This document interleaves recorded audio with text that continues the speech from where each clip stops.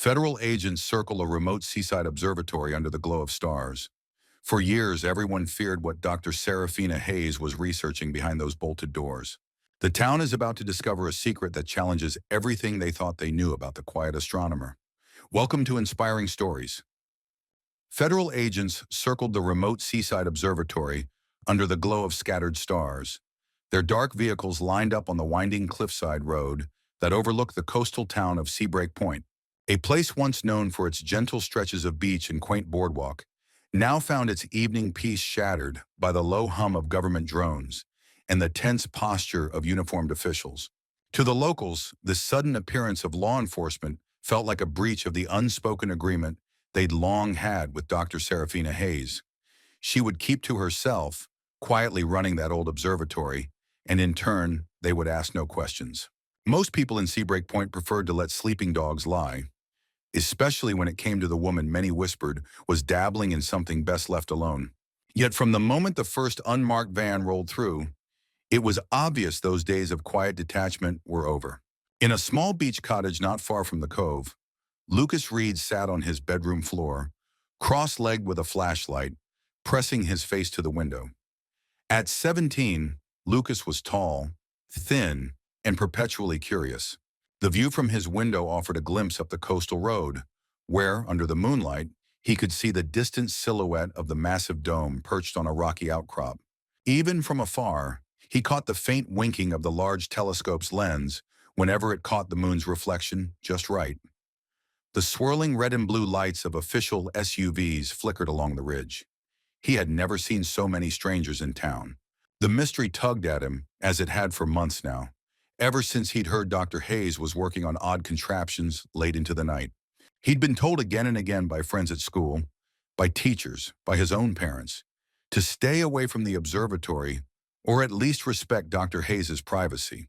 Locals swapped rumors about the dangerous lasers she fired into the night sky, or about top-secret communications she might be intercepting from passing satellites. The local paper never said much beyond acknowledging her background in astronomy, but it was the things no one spoke of that fascinated Lucas most.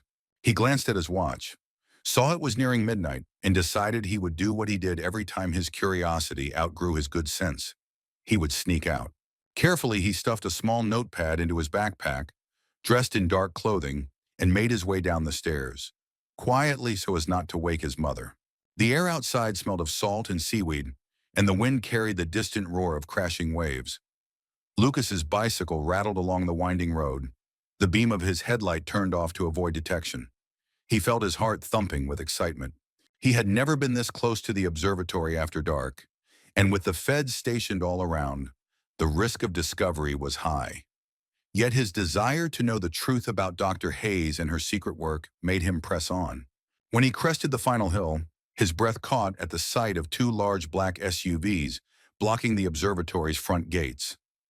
Armed men in bulletproof vests flanked the entrance, scanning every car that passed.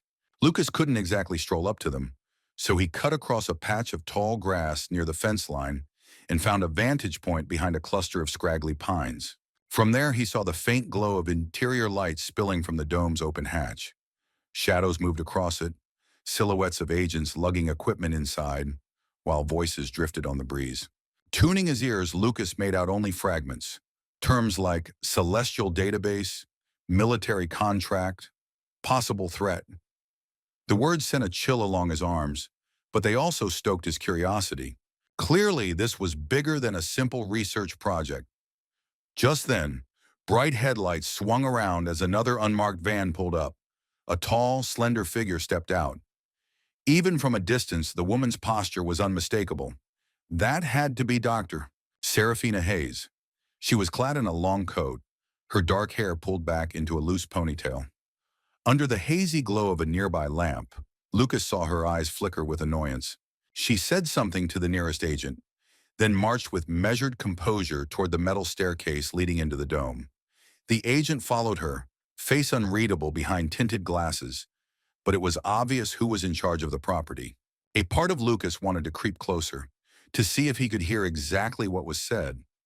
Another part of him recognized that federal agents prowling around might not take kindly to a curious teenager eavesdropping. Still, caution had never been his strong suit. He lingered, crouched low, trying to see if he might catch a better angle through one of the wide glass windows on the side of the building. It was at that moment a hand closed around his shoulder. He nearly yelped, but a firm grip stifled any noise.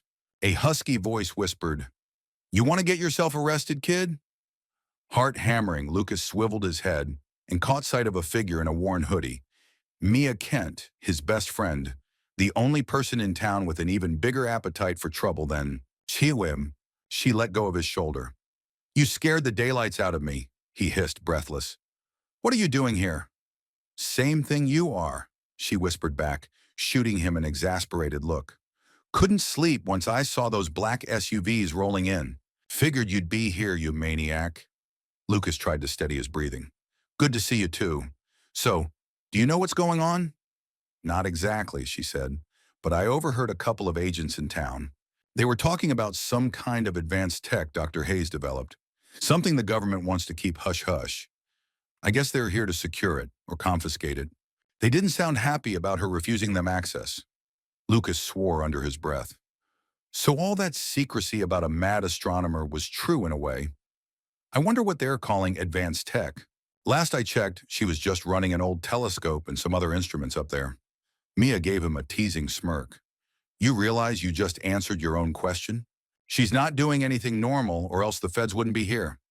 Before he could reply, a sudden burst of conversation erupted from the dome's interior. A moment later, the same tall agent who had spoken to Dr. Hayes earlier emerged. He placed a call on his phone, and from the agitation in his stance, it seemed like the conversation was heated. Then, to Lucas's surprise, he stormed over to a cluster of official vehicles, barked an order, and 4 more agents fanned out around the observatory. Mia pulled Lucas's sleeve. "We need to get out of here before they do a sweep," she whispered. "If they catch us, we'll be next on the interrogation list." Though his instincts told him she was right, Lucas felt a pull, an almost gravitational tug, to stay. "I just need a little more time," he pleaded softly. "Something big is happening, Mia. Don't you want to know what it is?" She sighed, glancing at the armed agents. "I do, but not enough to get a criminal record." Her eyes softened a little. "Look, maybe we can find answers somewhere else. I bet half this town is awake right now, wondering what's going on. Let's retreat and see if we can put the pieces together. We can always come back." He gave one last look at the dome. The swirling lights from inside, the faint hum of machinery, the sense of charged tension. He wanted to stay, but Mia tugged him along. They slipped away through the darkness, the sea air whipping their jackets, hearts pounding at the knowledge that a monumental secret was being unearthed atop that lonely cliff. They pedaled into town where the waterfront boardwalk street lamps glowed weakly against the night. A handful of insomniac fishermen were loading their boats, casting puzzled glances up the hill. Down a side street, the local diner's fluorescent sign blinked in the gloom. Mia suggested they stop in for a moment, maybe pick up a soda or coffee, and see if any customers were talking about the chaos. Inside, the diner was nearly empty. A bleary-eyed waitress was topping off the coffee of a single patron at the counter, a scruffy fisherman in a faded cap.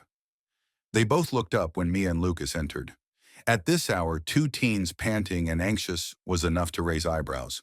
The waitress gave them a polite nod. "Didn't think I'd see kids out this late. You folks okay?" Lucas forced a casual tone. "We're fine. Long night. Thought we'd grab a bite. Or at least warm up." He and Mia slid into a booth, trying to calm their breathing. The fisherman gave them a sidelong glance, then turned to the waitress. "Bet they've been up by that dome," he muttered, running a calloused hand across his stubbly jaw. "Half the town's spooked by those black trucks. Haven't seen anything like it." Mia leaned forward, curiosity piqued. "Do you know why they're there?" she asked, politely but with a tinge of urgency she couldn't mask. "We saw them from the road." He shrugged. "Not exactly, but I've heard rumors from some government folks stationed at the marina. Something about advanced instruments that track, I don't know, something in the atmosphere. They kept throwing around words like high-level threat detection." The fisherman sipped his coffee. "I always figured Dr.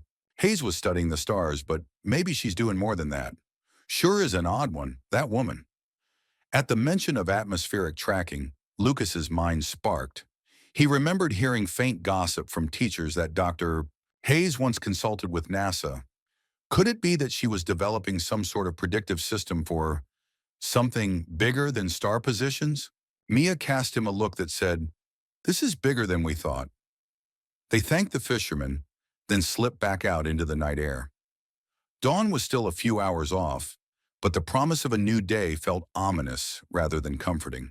When Lucas finally returned home, it was nearly 3 in the morning.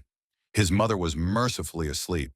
Had she been awake, she would have asked 1,000 pointed questions. He sank into bed, mind racing. If only he had heard more of the agent's conversation or seen more of the strange gear they carried.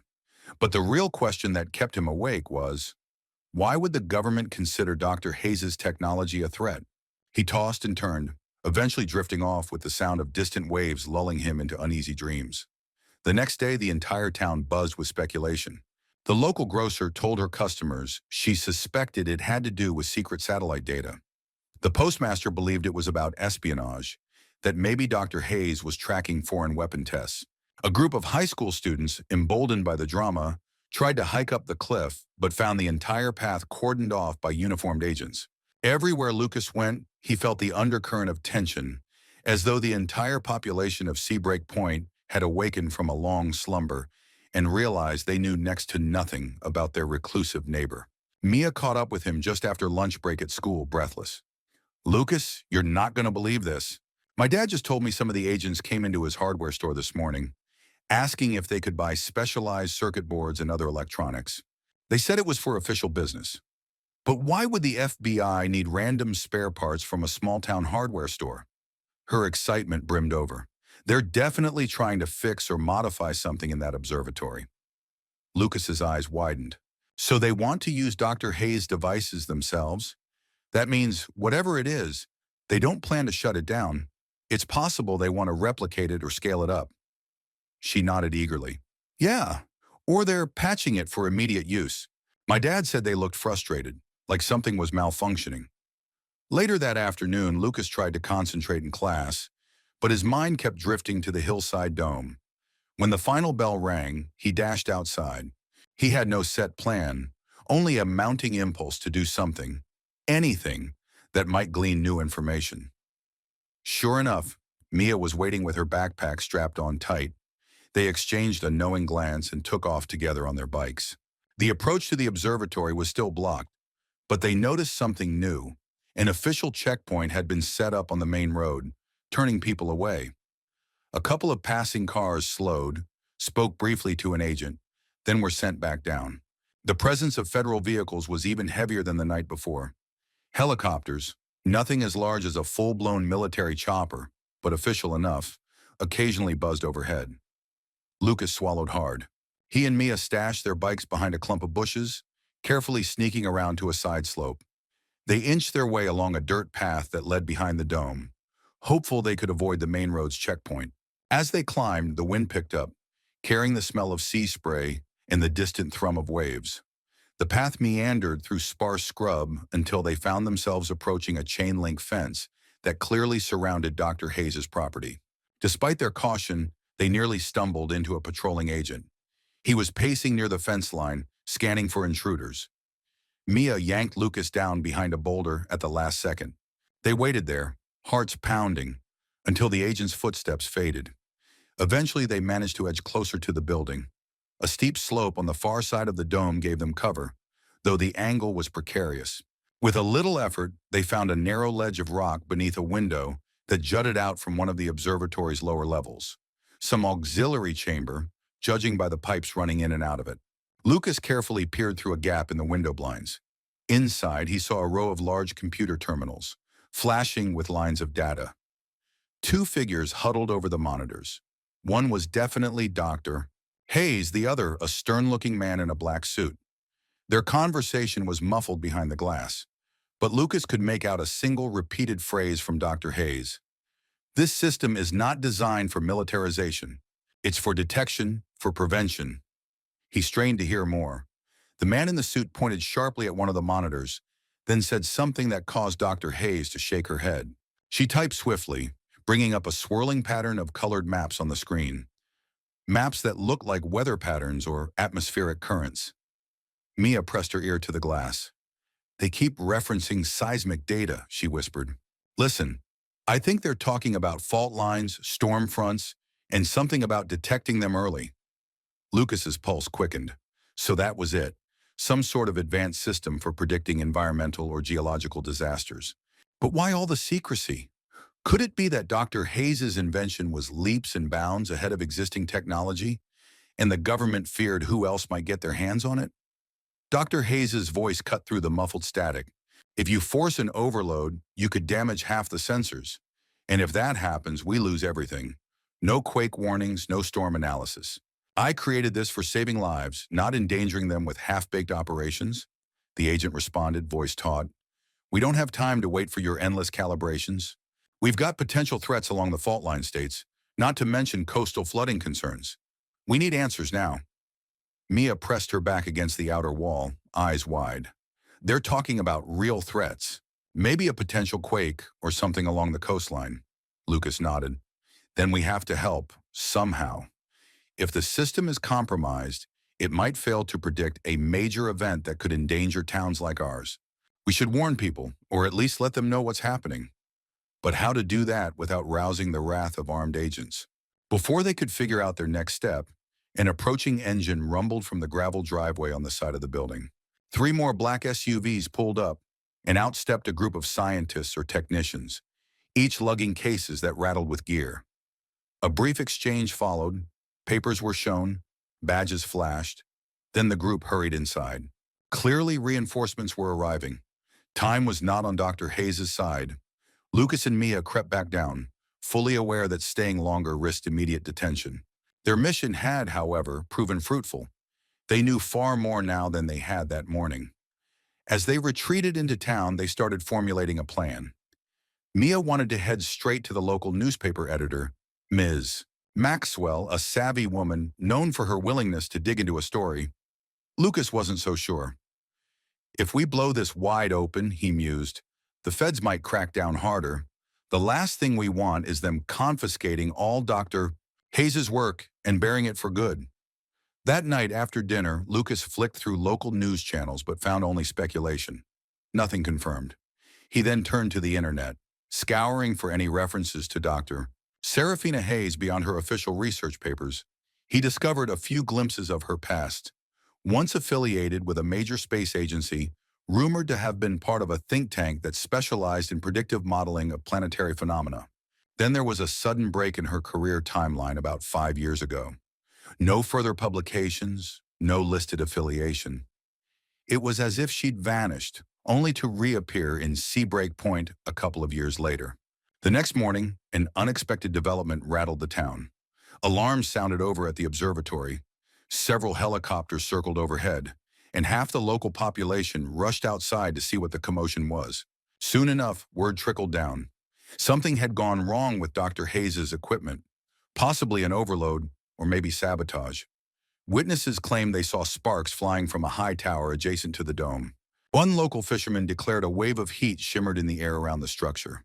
Government personnel rushed in and out, their faces grim.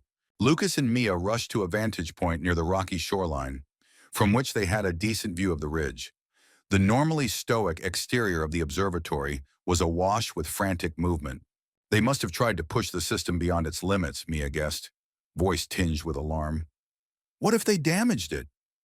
Lucas frowned. If they destroyed the sensors, any chance of early detection might be lost. And what if a quake or a massive storm is actually on its way? We won't have the heads-up we need. Just as he spoke, thunder rumbled over the ocean, as though echoing his concern. Dark clouds loomed in the distance, a sign of an approaching front. Over the next few hours, townsfolk anxiously stocked up on supplies, not so much from rational planning, but from an undercurrent of dread.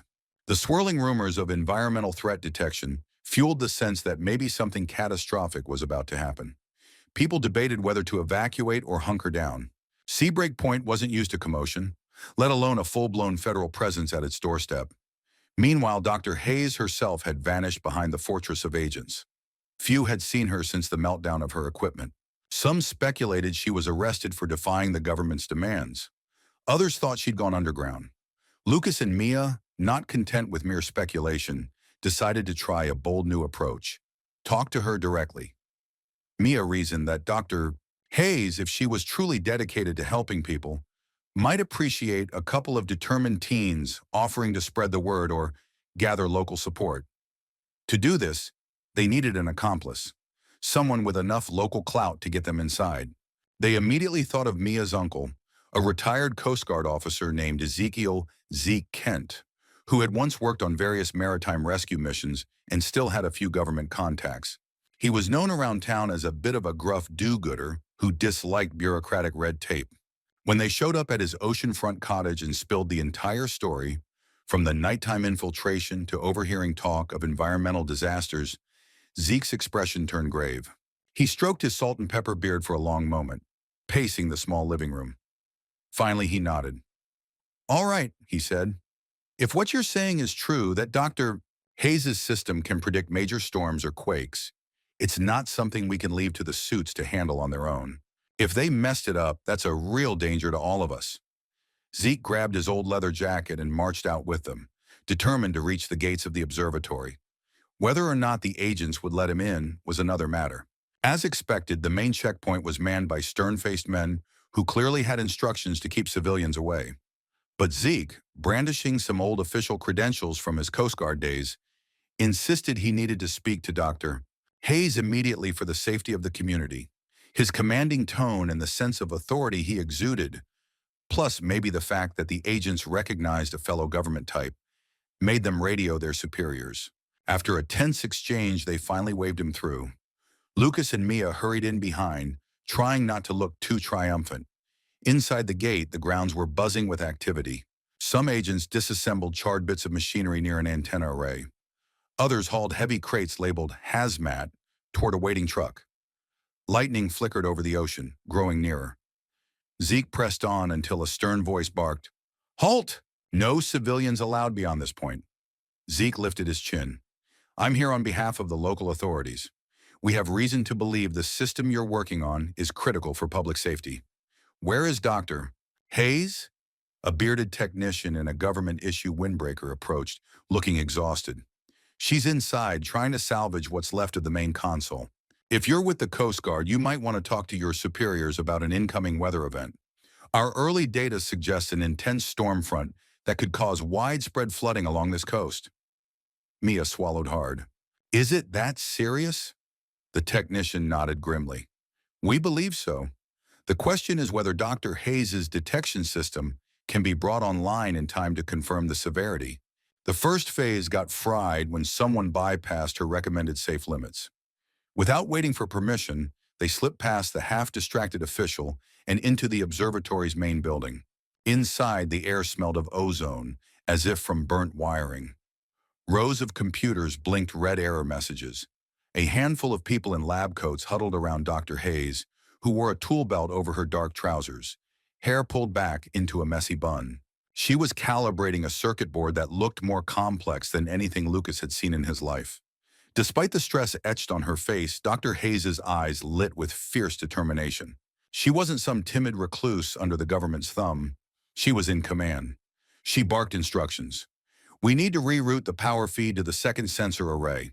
If the main is shot, we still have time to gather enough atmospheric data for the new front forming offshore." Her voice was low and authoritative, cutting through the tense hum of electronics. Zeke cleared his throat. "Dr. Hayes, I'm Ezekiel Kent, formerly with the Coast Guard. These are my niece and her friend, Mia and Lucas. We came to see if you need help." She spun around, startled to see civilians. For a moment, she looked ready to unleash on them. Then, scanning their faces, her posture softened slightly. "You shouldn't be here," she said. "This place is no longer safe for visitors.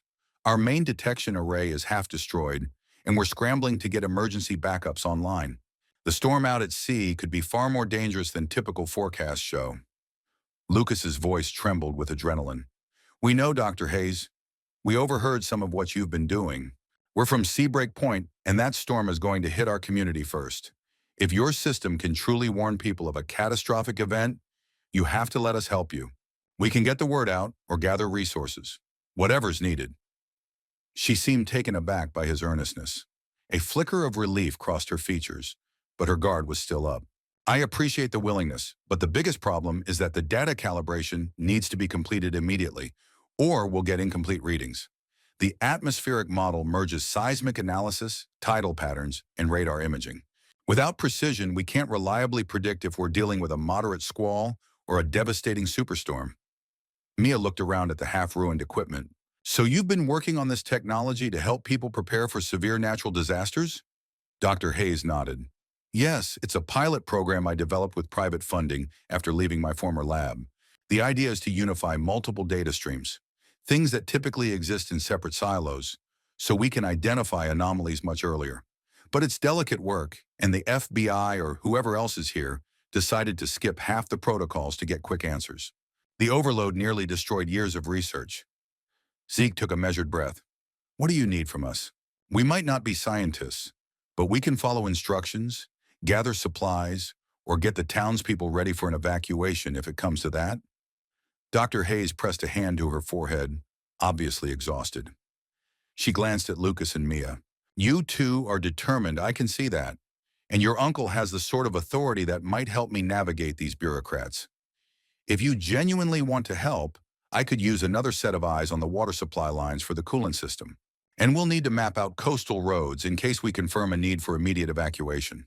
If this storm intensifies, it might flood the main highway and trap residents. They nodded in unison, a wave of relief mixing with alarm. Dr. Hayes pointed them to a side corridor leading to a workshop area. Ask for Simone. She's my lead engineer on the atmospheric cooling system. She'll tell you what needs done. As they hurried off, the man in the black suit from earlier entered looking furious. Hayes, I just received new instructions. We need that data on possible inland quake activity by day's end. There's movement along the fault lines north of here, and Dr. Hayes cut him off, her voice calm but steely. You'll get your quake analysis, but right now, if we don't stabilize the storm detection portion, we could have major flooding in Seabreak Point and beyond. He hesitated, clearly torn. The quake risk extends to millions of people if a large fault slip occurs. We won't sacrifice the entire coastline for your single directive, she snapped, then pointed to the battered array console. We're reprioritizing the satellite feed. Once we confirm the severity of the incoming front, we can pivot to seismic. Both matter. The agent's jaw clenched, but Dr. Hayes had turned away, re-immersing herself in the console. Outside, thunder boomed, and the first drops of rain splattered against the dome's surface. In the workshop, Lucas and Mia found a controlled chaos of tools, half-assembled wiring harnesses, and a tall woman with braided hair who was wrestling with a large valve. She shot them a quick glare. You're not authorized to be back here, she said, but then recognized something in their determined expressions. Let me guess. Dr. Hayes roped you in? Lucas nodded. She said you need help with the coolant system. Simone exhaled, sounding relieved. Yes, we do. The meltdown last night caused a chain reaction that fried a pressure regulator. Without stable coolant flow, the central processors overheat in minutes. Then all data streams become useless. I could do it myself, but we're short-handed, and the storm is rolling in. She pointed to a complicated diagram on a laptop. We need to manually check all 4 piping junctions that lead to the central processor banks. If any of the lines are cracked or clogged, it'll cause a backup. I can fix them quickly if I know where the trouble is. The young duo studied the diagram. They gulped, but Mia, who had a knack for mechanical logic, thanks to her father's hardware store, said, I can do this. Come on, Lucas. She handed him a small toolkit. We just find these junction boxes, unscrew the panels, and look for blockages or damage. They raced up and down narrow corridors, guided by faint labels scrawled on aging signs. Junction A, Junction B, Junction C, Junction D. The building's Itori structure resembled some hybrid of a scientific facility and a bunker. Thunder rattled the walls as they worked. Occasionally, they felt vibrations from outside, possibly from the swirling tempest that was now unleashing heavy rain along the cliff. At one point, the lights flickered and water dripped through an overhead pipe, making them acutely aware that the entire place was under siege by nature. Lucas had just unscrewed the last bolt on Junction C's panel when water gushed out, spraying across the corridor. Whoa, he gasped, wrestling the piece back into place. Mia quickly stepped in, helping him secure the valve. It's cracked, she said, voice tight. The meltdown must have caused structural stress here. We need Simone or Dr. Hayes to patch it, or the coolant will never flow properly. Lightning flashed, momentarily illuminating the corridor. Over the distant hum of the storm, they heard frantic voices. Something was happening in the main chamber. Leaving the panel half closed, they raced back to the workshop, only to find Simone up to her elbows in a mess of tools, feverishly replacing another damaged pump. The entire building felt on the edge of collapse, the wind outside howling like a banshee. A breathless scientist burst in. "We're picking up odd readings from the outer station, some kind of seismic tremor near the seafloor. The main console is still not stabilized enough to give a clear reading, but it could be the precursor to an undersea quake. If so, a tsunami threat is on the table." Simone's eyes widened. "We've got to get these lines fixed. If the system can't spool up, we won't have enough early data to warn anyone. Go get Dr. Hayes." Lucas and Mia sprinted down the hall, nearly colliding with Dr. Hayes, who was heading toward them. She clenched a wrench in one hand, a circuit board in the other. "We think the meltdown weakened a crucial line in Junction C," Mia said, panting. "It's leaking. We need a replacement or a patch." Dr. Hayes's features hardened. "I suspected as much. All right, let's get it done. Every minute we lose is critical." She marched with them back to the junction, cursing under her breath as she took in the damage. "This is worse than I thought. The entire valve assembly is compromised." Together they worked in tense silence, trying to fit a custom seal around the fractured valve. The storm raged, lightning flickering through narrow windows high above, thunder shaking the floors. Despite the chaotic setting, Lucas felt a sense of purpose. He was no expert, but he could hand Dr. Hayes the right tools, hold the flashlight, offer whatever pair of hands she needed. Mia relayed instructions from Simone over a walkie-talkie. Slowly, they stabilized the line, and Dr. Hayes flicked a switch that reactivated coolant flow. Water coursed through the pipes, no longer spewing into the corridor. Dr. Hayes exhaled. "That should hold," she muttered. "Let's hope it's enough." As they emerged, they found a swirl of frantic activity. Reports were coming in of abnormally high waves along the adjacent coastal regions. One of the technicians was yelling about a quake registering off the continental shelf. Dr. Hayes' system was back online, but the question remained. Could it gather data fast enough to warn of a tsunami or a superstorm? And would it reach the public in time? Now an urgent broadcast blared across the facility's loudspeakers. "Alert! The National Oceanic and Atmospheric Administration is requesting immediate data from all relevant stations.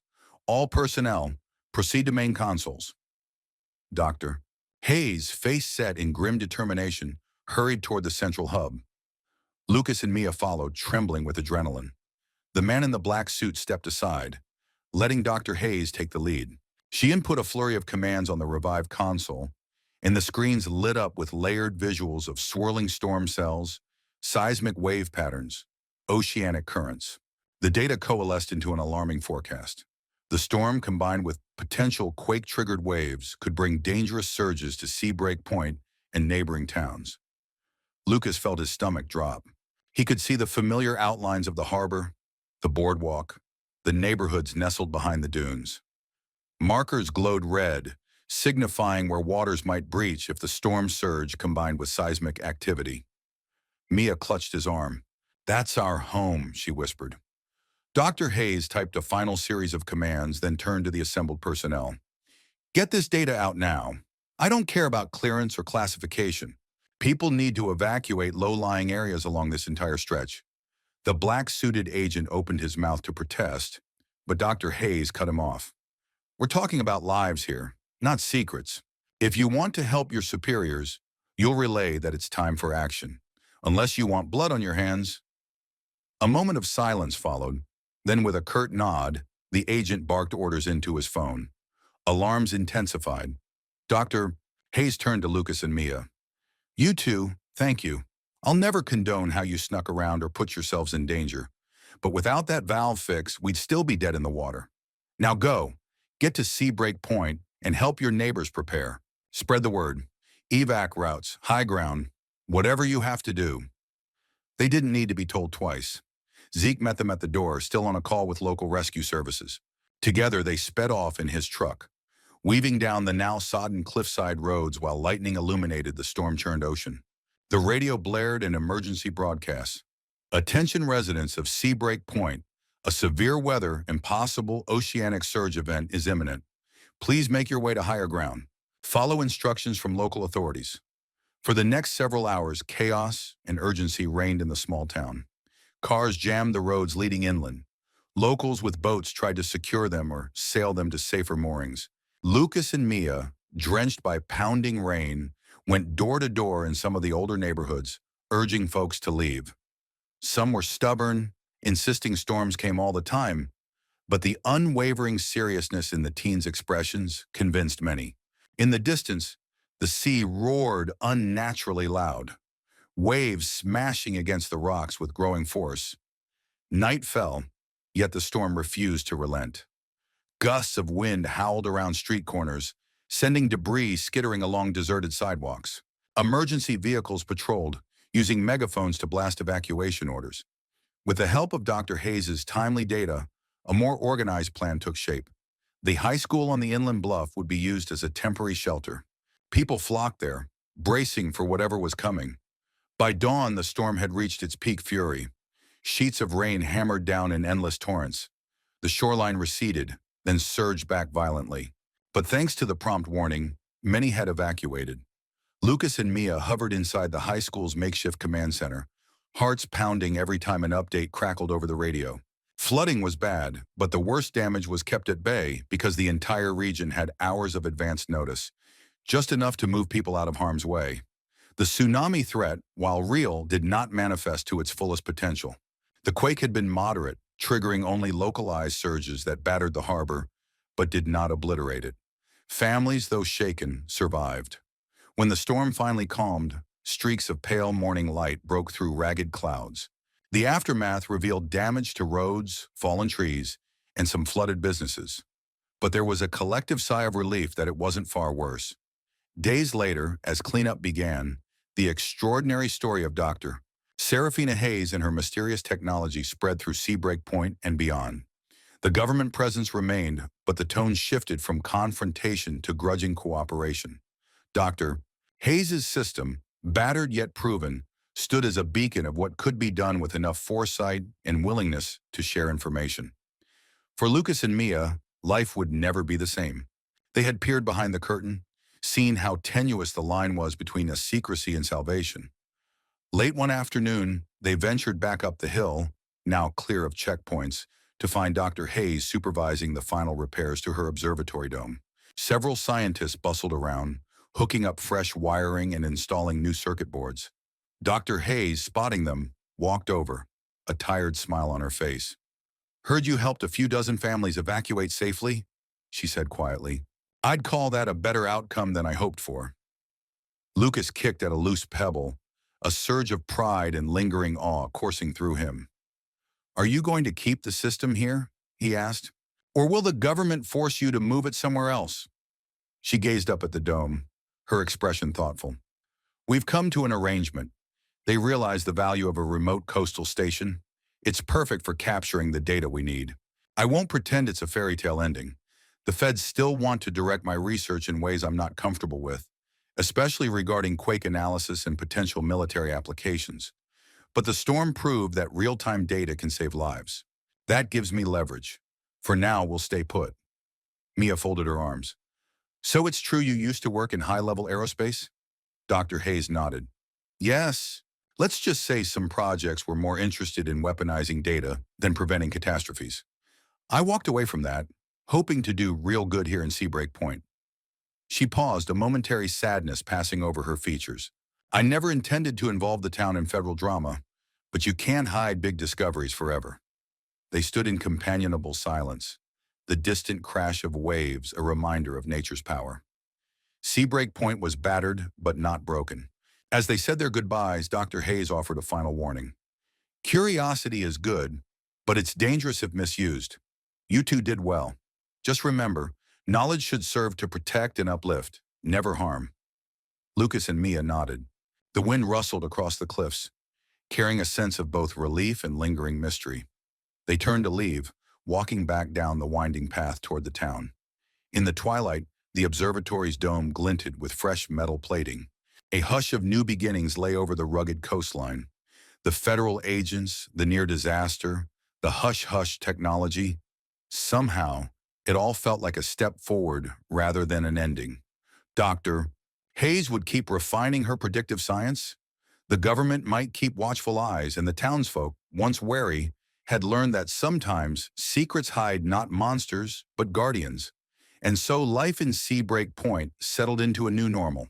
The old superstitions about Dr. Hayes faded, replaced by gratitude and an air of pride that their town had become a bastion of cutting-edge research that might one day save countless lives around the globe. Lucas and Mia would occasionally pedal up the hill, greeted by technicians who no longer shooed them away. Sometimes they'd glimpse Dr. Hayes peering through the massive telescope, still chasing the secrets of the cosmos. Other times they'd hear the rumble of official vehicles, reminding them that the outside world had not forgotten the potential in that dome. Yet the greatest change was how the townspeople viewed one another. Neighbors who rarely spoke had worked side by side during the storm. Store owners had opened their doors as temporary shelters. Fishermen had offered their boats to rescue stranded residents. From that unity, an unspoken bond remained. And if anyone asked about the once forbidden observatory, they found not hushed alarm, but a confident acknowledgement. Yes, that's Dr. Hayes's place. She's the one who helped us dodge a bullet, and she's still out there, scanning the skies, the seas, the land, hoping her knowledge will protect us again if the worst comes calling.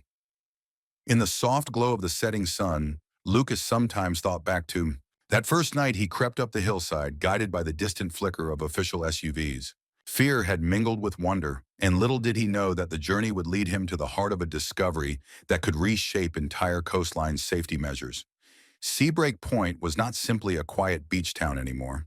It stood on the frontier of scientific possibility, with Dr. Serafina Hayes at the helm, forging a path toward a future where storms and quakes might be understood, anticipated, and met with preparedness rather than helplessness.